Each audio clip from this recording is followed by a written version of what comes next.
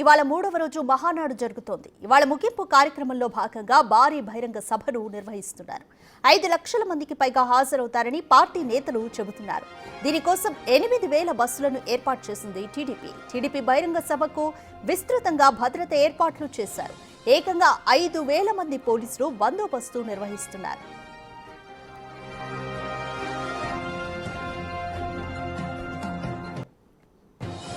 మొదటి 2 రోజులు మహానాడులు grand success అయ్యాయి. మొదటి రోజు నారా లోకేష్ 6 శాసనాలను ప్రకటించారు. పార్టీతో పాటు రాష్ట్ర భవిష్యత్ కోసం ఈ 6 శాసనాలను అమలు చేయాలని ఆయన చెప్పారు. మహిళలు, యువత, రైతులకు ప్రాధాన్యం ఇచ్చేలా వాటిని రూపొందించారు.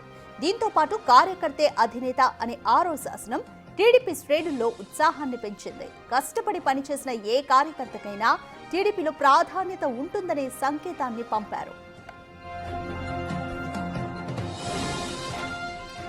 ఇక రెండో రోజు చంద్రబాబును మరోసారి జాతీయ అధ్యక్షుడిగా ఎన్నుకున్నారు పార్టీ నేతలు. 30 ఏళ్లుగా చంద్రబాబు ఆ పదవిలో కొనసాగుతున్నారు.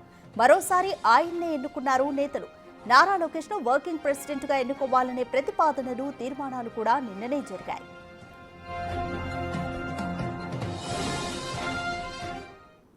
అత్యున్నత పదవిలో లోకేష్ ను చూడాలన్నది టీడీపీ క్యాడర్ కోరిక అన్నారు ఎంపీ కేశినేని చిన్ని.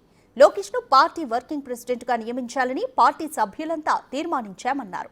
దీనిపై మోర్ డీటెయిల్స్ మా ప్రతినిధి దామోదర్ అందిస్తారు. అత్యంత వైభవంగా కొనసాగుతుంది. రెండో రోజు తీర్మానంలో ముఖ్యంగా ఏదైతే జాతీయ వర్కింగ్ ప్రెసిడెంట్గా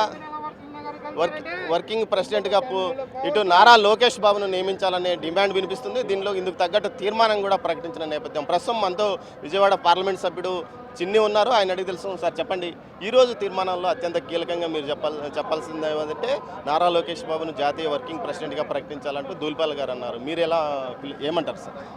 తెలుగుదేశం నాయకులం, కార్యకర్తలం ముక్తకంఠంతో గౌరవ ముఖ్యమంత్రి వర్యులు మా జాతీయ అధ్యక్షుల వారికి ఒకటే కోరిక, అత్యున్నత పదవుల్లో నారా లోకేష్ గారిని చూడాలని అందరం కోరిక. ఆ కోరికను తీర్చమని మేము అందరం కూడా కోరుకుంటున్నాం. తప్పకుండా మా ఆశ ప్రకారం, మా అందరి కోరిక ప్రకారం గౌరవ ముఖ్యమంత్రి వర్యులు తప్పకుండా నారా లోకేష్ గారిని ఉన్నత పదవి ఇస్తారని ఆశిస్తున్నాను. మద్యం సిట్టు కుంభకోణానికి సంబంధించి విచారణ వేగంగా సిట్ కొనసాగిస్తుంది. ఓవైపు ఈడీ రైడ్స్ జరుగుతున్న నేపథ్యంలో కావాలని కొంతమంది ఎందుకు మీ పేరును తీసుకురొచ్చి కేసు దర్యాప్తును తప్పుదారి పట్టించాలని ప్రయత్నించారా, లేకపోతే కావాలని ఈ విధమైన ప్రచారం చేశారా? ఒక్క విషయం, మహానాడు పండుగ జరుగుతుంది. ఈ పండుగ వాతావరణం చెడగొట్టడం నాకు ఇష్టం లేదు. ఎన్నోసార్లు ప్రెస్ మీట్ పెట్టాను, ఒక్కడు కూడా ఒక ఆధారాలు ఇవ్వలేని ఆధారాలకి నేను సమాధానం ఇవ్వాల్సిన పని లేదు. కార్యకర్తే అధినేత అంటూ ఒక తీర్మానం పెట్టారు. కార్యకర్తతో పాటు ఈ తీర్మానంతో పాటు మొత్తం 6 తీర్మానాలు పెట్టారు. ఈ 6 తీర్మానాలు ఎలా ఉన్నాయి సార్?